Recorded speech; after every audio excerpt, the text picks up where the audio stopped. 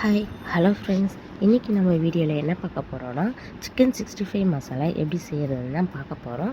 வாங்க வீடியோக்குள்ளே போகலாம். நான் அதுக்கு இந்த மாதிரி 1/2 kg சிக்கன் எடுத்து நல்லா சுத்தமாக க்ளீன் பண்ணி எடுத்து வச்சுருக்கேன்.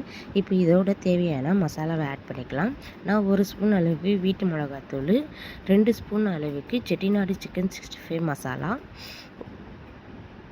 1/4 ஸ்பூனுக்கு கேசரி பவுடர், 1 ஸ்பூன் அளவு உப்பு, 2 ஸ்பூன் அளவுக்கு கார்ன்ஃப்ளவர், 1 ஸ்பூன் இஞ்சி பூண்டு பேஸ்ட்டு, கூடவே ஒரு முட்டையை ஆட் பண்ணிக்கிறேன்.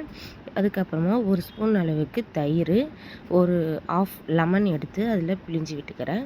இப்போ இது எல்லாத்தையும் நல்லா மிக்ஸ் ஆகிற அளவுக்கு மிக்ஸ் பண்ணிக்கோங்க. இந்த பாருங்கள், நான் நல்லா அந்த சிக்கனோட மசாலா வர அளவுக்கு மிக்ஸ் பண்ணி வச்சுருக்கேன். இப்போ இதை நீங்கள் ஒரு 10 or 15 மினிட்ஸுக்கு நல்லா ஊற வச்சுருங்க. இங்கே பாருங்கள், நான் நல்லா ஒரு 15 மினிட்ஸுக்கு நல்லா ஊறிடுச்சு. சிக்கனோட அந்த மசாலாவும் சேர்ந்து நல்லா ஊறிடுச்சு. இப்போ நான் அடுப்பில் பேன் எடுத்து வச்சுக்கிறேன். பேன் நல்லா சூடானதுக்கப்புறமா பொரித்து எடுக்கிற அளவுக்கு எண்ணெய் அதோட சேர்த்துக்கிறேன்.